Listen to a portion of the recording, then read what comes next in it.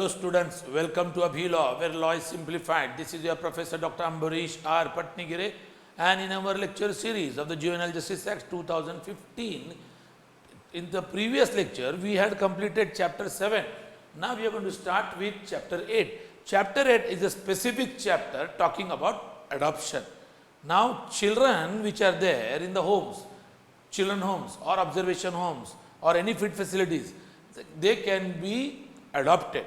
So what are the procedures of adoption is given by chapter 8. Let's look to chapter 8. ये हम chapter 8 को देखते हैं.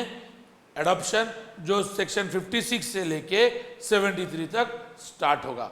Section 56 subsection 1, adoption shall be restored to for ensuring right to a family for the orphan, abandoned, surrendered children as per the provision of act. मतलब क्या है कि adoption कोई भी फैमिली कर सकती है, वो परिवार का अधिकार होगा.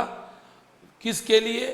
जो ऑर्फन है, अबेंडेंड बच्चे हैं, सरेंडर्ड चिल्ड्रन है, जो इस प्रोविजन ऑफ एक्ट के द्वारा सरेंडर किए गए हैं, उसके द्वारा जो बच्चे सरेंडर्ड है उनका एडॉप्शन हो सकता है.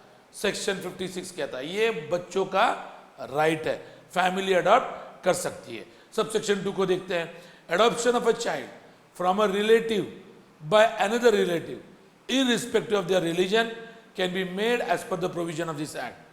मीन्स इसका मतलब क्या है? एक रिलेटिव से लेके दूसरे रिलेटिव को अगर अडॉप्ट करना है, मतलब देखिए एक भाई है, उसके 3 बच्चे, दूसरे भाई को बच्चा ही नहीं हो रहा है, तो जो एडॉप्शन है ये 3 भाई के बच्चे में से एक बच्चा उसका भाई अडॉप्ट कर सकता है. क्यों? क्योंकि उसको बच्चे नहीं हो रहे हैं. तो ये सबसेक्शन 2 कहता है. सबसेक्शन 3 कहता है nothing in this act shall apply to the adoption of children made under the provision of Hindu adoption and maintenance act 1956. मतलब क्या है कि ये जो एक्ट है, इस एक्ट के कोई भी provisions Hindu adoption and maintenance act 1956 के ऊपर लागू नहीं हो सकते, वो इंडिपेंडेंट एक्ट है. Subsection 4, all inter country adoptions shall be made or shall be done only as per the provision of this act. मतलब क्या है? कोई फॉरेनर आया, हमारे इधर से बच्चा अडॉप्ट किया, तो इस एक्ट के द्वारा ही वो भी अडॉप्शन हो सकता है. Subsection 5, any person who takes or sends a child to a foreign country or takes a part in the arrangement for transferring the care and the custody of the child to another person in the foreign country without a valid order from the court shall be punishable as per provision of section 80. मतलब ये जो children home होते हैं, institution होते हैं, उनके पास orphan बच्चे होते हैं, कोई फॉरेनर आता है उसको अडॉप्ट कर लेता है, लेकिन अगर उन्होंने कोर्ट के थ्रू ये प्रोसीजर नहीं करी तो प्रोविजन ऑफ ये एक्ट के सेक्शन 80 के अंडर वो पनिशेबल ऑफेंस है. अब हम देखते हैं section 57, eligibility of prospective of adoptive parents. कौन सा पेरेंट्स एलिजिबल होगा अडॉप्ट करने के लिए? The prospective adoptive parents shall be physically fit, financially sound, mentally alert, highly motivated to adopt a child for providing good upbringing to him. देखते हैं इसमें 57 क्या कहता है.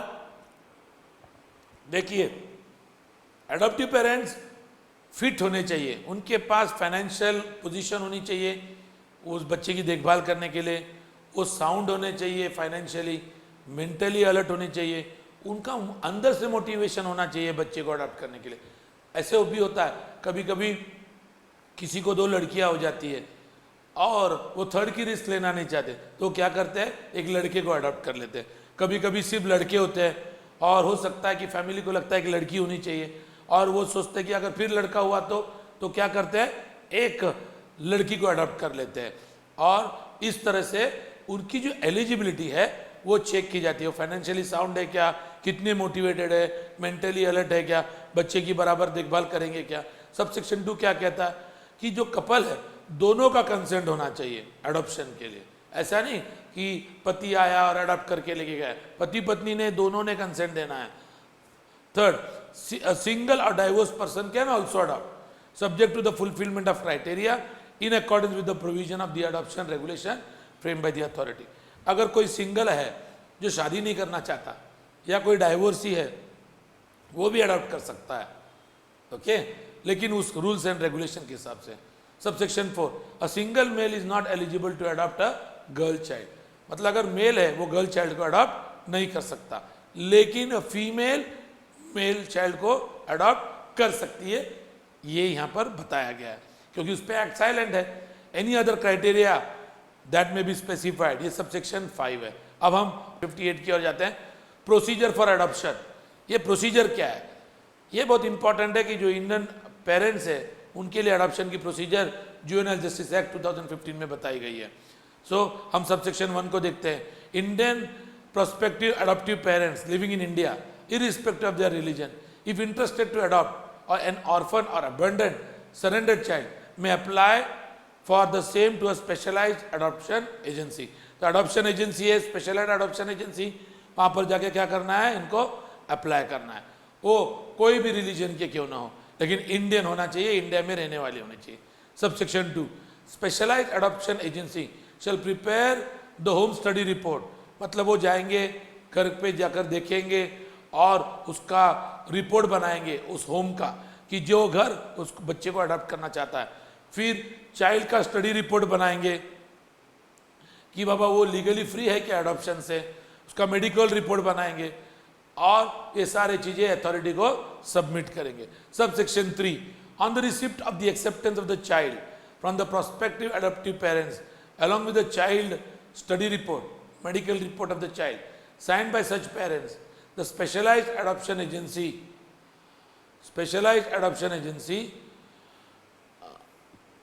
can do the adoption as per the regulation. Subsection 4 क्या कहता है?